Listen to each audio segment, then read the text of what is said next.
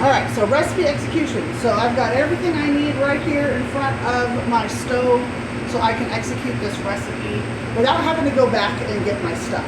Okay, I need to have everything close at hand so that I'm ready to actually move on when it's time.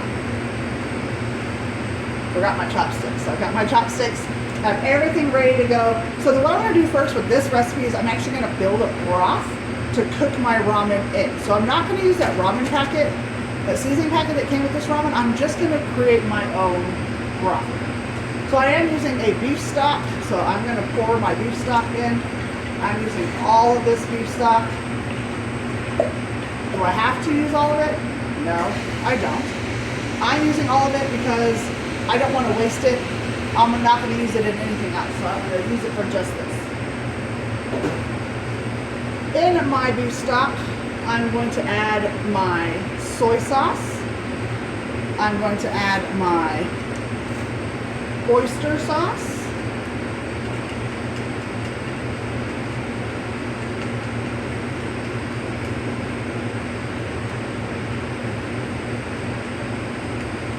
Taking me a minute to get that out of there.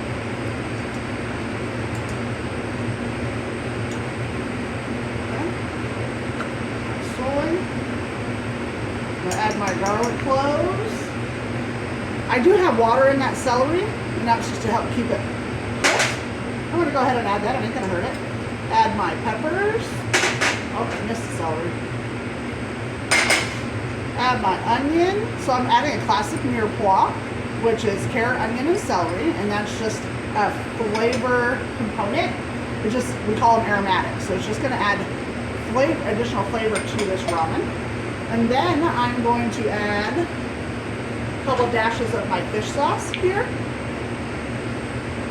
Okay, and that's it. So I'm just going to go ahead and bring this up to heat. I'm going to move my chopsticks so they don't catch or burn. I'm turning it on high heat so I can get this cooking quick.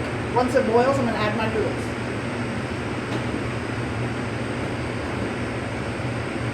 Getting my bowl ready, putting that right here. Move my dishes out of the way.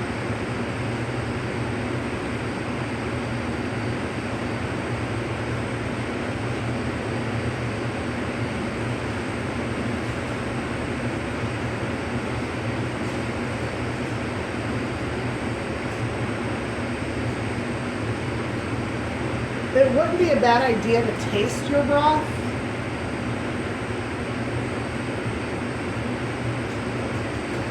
Okay, I think it's got a nice mix of soy and beef. You can taste a little bit of the fish sauce in there, and a little bit of that oyster.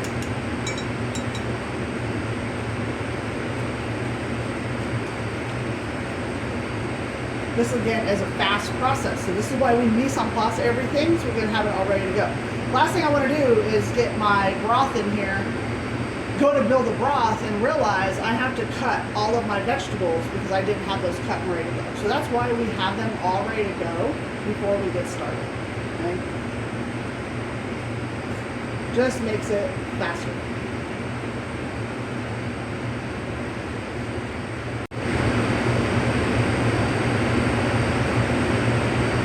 So when you guys go and film your recipe execution video, you also need to mise en place. You need to film yourself doing the mise en place process so that I could see it, and then you're going to lay out your mise and show us everything that you mise en place. Explain what you mise en place. You'll include your original recipe with that, show us what you mise en place, and then you're going to execute the actual recipe itself. So your video will be twofold. It'll be mise en place forward, and then it's going to be recipe execution. That's what I'm going to be looking at and judging you on, is your ability to fully mise and to execute a recipe properly. In other words, do you understand what it means when they say to simmer? Do you understand what it means when they say to roast, to braise, to saute, to deep fry, pan fry? I need to know that you understand basic cooking techniques, and one way I'm going to do that is by watching your video. So it's important that you understand all those basic techniques. So if you don't already understand those, I would do a quick brush up on what those cooking techniques are and what they look like and how to execute them, so that when you get your recipe, you understand that as well. So while this is getting ready to boil, by the way, but while this is finishing its boiling process, I want to talk a little bit about finding recipes online.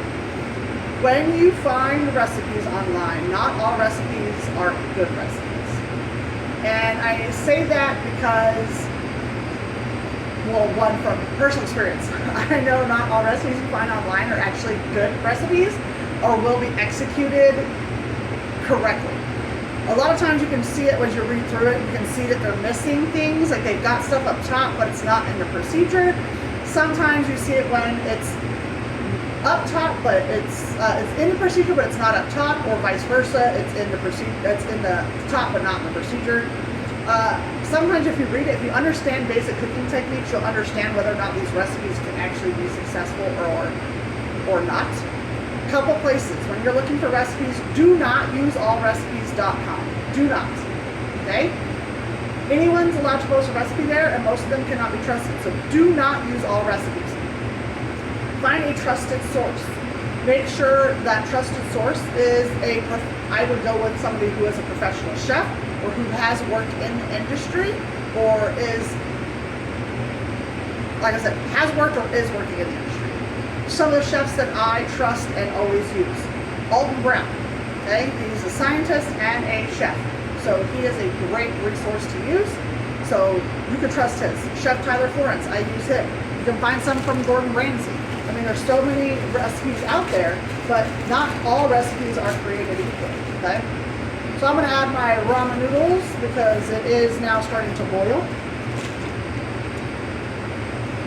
But it's important that when you're selecting recipes, that you are using recipes that can actually execute the dish you want it to successfully. So choose some from people who are professional or who have professional experience. Maybe they were a baker for 25 years or they work in the restaurant industry. But don't just pick little Sally Sue because her recipe looks good. Just because it looks good doesn't mean it's gonna be a good recipe. Okay, so I did turn my heat down a little bit so I can finish cooking these noodles. I can really smell all of the aromatics. I can smell my chili. It smells really, really delicious. This would be a good dish to add some sriracha to. I don't like sriracha. I do like garlic chili sauce. I don't have any with me, so I'm not adding it, but I would if I had some today. Back to recipes. Find recipes you trust from people you trust. Get them from cookbooks. Preferably cookbooks written by people who are professional, not just a food blogger. Just because they're a food blogger doesn't mean they know what they're talking about. So trusted sources. Okay? Get them from trusted sources before you try to move forward with the recipe.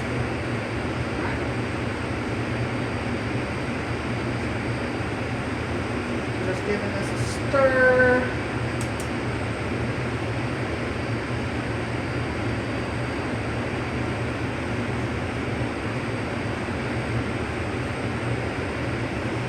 Noodles are almost done. Doesn't take long. Now you could cook the noodles in this broth the entire time. So it just sits there and develops that flavor. But I wanted the broth to develop a little bit more flavor before I added my noodles. Of course, if I wanted more, like even more flavor, I would have cooked this a lot longer before I added my noodles so that I had even more flavor. Okay. But that's part of the reason I add soy sauce and oyster sauce, because that helps infuse flavor automatically.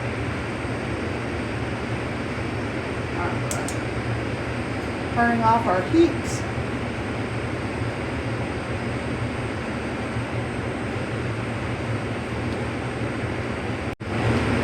Alright, we're going to go ahead and take this.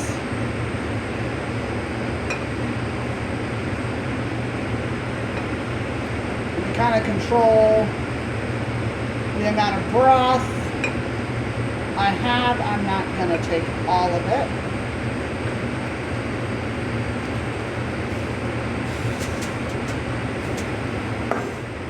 Okay. poured that. Okay, so now someone else can come by and get some. So show. So there is our ramen dish. Okay, so now I'm going to eat lunch. I will talk to you guys later.